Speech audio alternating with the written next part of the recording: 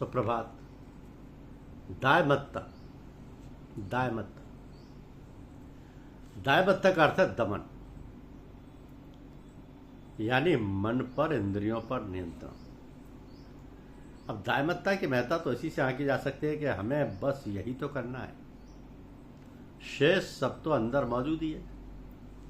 इस मन रूपी पर्दे के पीछे ही तो पर्दानशी है। बस इसी आवरण को हटाने के लिए सदा जप तप योग तथा साधना की जाती है।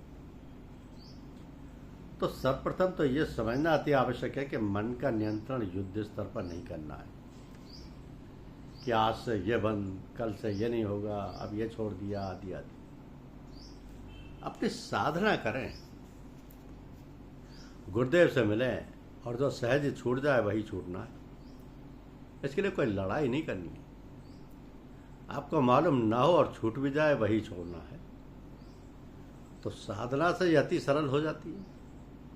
जब आप सर दरवाजे, आँख, कान, मन सब थोड़ी देर के लिए बंद कर लेते हो, अंतर्मुखी हो जाते हो, तो अभ्यास करते करते ये सब सदा के लिए बंद हो जाते हैं और जो कुछ होने वाला है सब चला जाता है, केवल शाश्वत ही रह जाता है।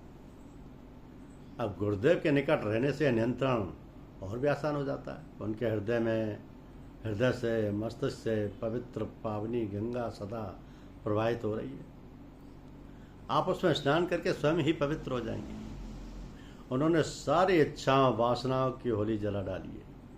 उनके पास रहने से, उनकी सहायता लेने से आपका भी इंद्रिय निग्रह सशक्त होगा।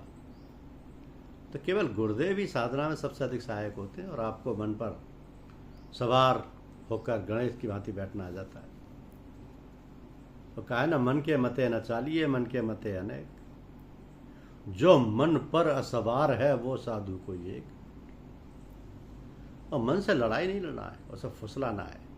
यार मान भी जाओ, रहने भी दो, फिर कभी तुम्हारी सुध लेंगे, अभी तो इतने सारे कामों की वजह से समय नहीं है, आदि आदि। तो मन को साधना से काटना है, मारना नहीं है। मन को मारने का अर्थ है उस घोड़े को मार डालना जिस पर यात्रा करनी है। अब कुछ छोटे छोटे किंतु महत्वपूर्ण नियंत्रण की बातें करें।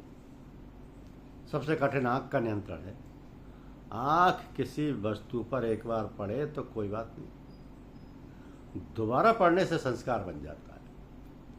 धीरे धीरे आंख पर नियंत्रण करें। स्त्रियों से सीधे आंख मिलाकर बात ना करें, और करनी भी पड़ जाए तो उनके माथे से ऊपर देखें। चलते समय नजर नीचे रखें। जीव के नियंत्रण में दो बात आती हैं, बोलना और भोजन। तो जहाँ तक संभव हो कम बात बोलें, बहस ना करें, अनर्गल वार्तालाप में ना पड़े। भोजन के नियंत्रण में बेहतर है कि अपनी फरमाइश ना करें। जो कुछ सामने आए उसे प्रसाद समझकर ईश्वर को धन्यवाद देकर ग्रहण करें। सुंदर अवस्था उत्पन्न होगी। धन्यवाद।